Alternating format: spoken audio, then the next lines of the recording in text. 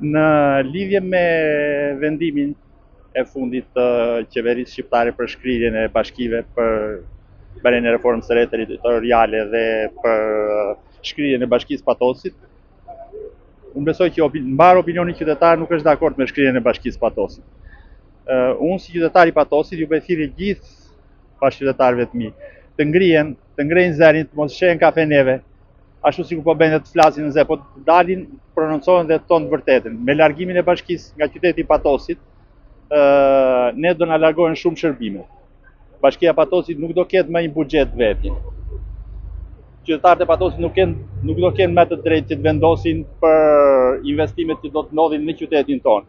Dhe sikur se ka ndodhur me reformën territoriale të para 10 viteve, me largimin e komunave, të gjithë e dim se çfarë ndodhi. U boshatit gjithë zona rurale. Tani ka ardhur radha me reformën e re territoriale, me shkrirjen e Patosit si bashki dhe bashkangjitur Bashkinë Patosit, Bashkisë Fier. Në Bashkinë e Patosit nuk do të ketë më shërbimet siç kanë qenë më përpara. Patosit do t'i mungojnë investimet. Duke i munguar investimet do t'i largohen banorë. Do t'i largohen banorë, do mbyllen shkollat, do mbyllen kopshtet, do falimentojnë bizneset e vogla. Prandaj ju bëj thirrje të gjithë banorëve të Patosit të reagojnë, të mos rrinë për shtëpia.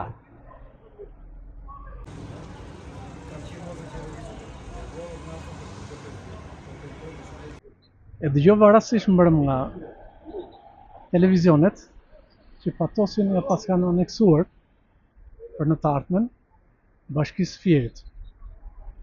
U befesova jashtëmase sepse është një gjë e padrejtë për shumë arsye. E para njëherë bazuar në ligjin për pushtetin vendor, merret mendimi i popullit. Nuk janë bërë dëgjesa publike, janë bërë dëgjesa publike të cunguara, është bërë një dëgjes në Fier pa pjesëmarrjen ose me njerëz të porositur, pa marrë pjesë njerëz ekspertë që e njohin qeverisjen vendore, duke e lënë modestin më vete. Një ndër ta jam dhe unë, që kam kontribuar në Bashkinë e Patosit në pozicionin e sekretarit të Këshillit të Bashkisë për 6-8 vite. Por jo vetëm kaq, kam marrë pjesë në trajnimin e administratave në të gjitha bashkitë e Shqipërisë dhe kam një eksperiencë. Bashkia e Patosit, si qytet Patosit që kur është krijuar, ka shkruar si epiqendra e zhvillimit të industrisë naftës dhe ka funksionuar, është një qytet që ka shënjuar në jetën e vendit, pasi nafta në periudhën e sistemit komunist mbulonte 33% të buxhetit të shtetit. Më vonë, kur kryo bashkia, Patosi ka funksionuar më së miri. Nga ana financiare, Patosi ishte nga bashkitë edhe është më të dalluar. Shërbimet janë kryer edhe për faktin sepse duke qenë një bashki jo shumë e madhe, kemi dhe njohje me njëri tjetrin, edhe me drejtuesët dhe i kemi zgjidhur problemin. Por duke e shkrirë si bashki, jo vetëm e shkrim si qeverisje vendore, po ne i heqim identitetin të qytetit, ne i heqim historinë.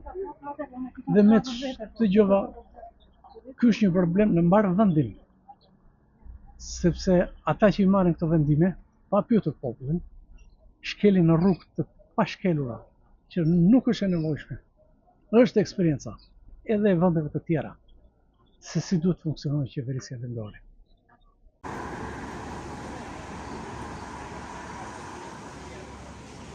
Unë jam qytetar i Patosit dhe unë jam kundërshtim me vendimin e qeverisë për shkrirjen e Bashkisë Patosit,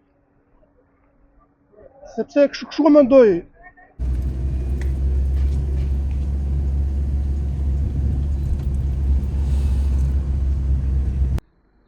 Po opinioni jo për këtë që është bërë është shumë negativ, sepse qyteti jonë është 73 vjeçar edhe kthehet në një komunë. Ne nuk duhet të kthehemi komunë, sepse jemi një qytet i vjetër. Vijnë qytetet e tjera të rinj që janë prodhuar sot, bën bashki. Dhe qyteti jonë 73 vjeçar nuk bëhet bashki, ri komunë. Prandaj jemi shumë të indenjuar për këtë që kanë bërë ta.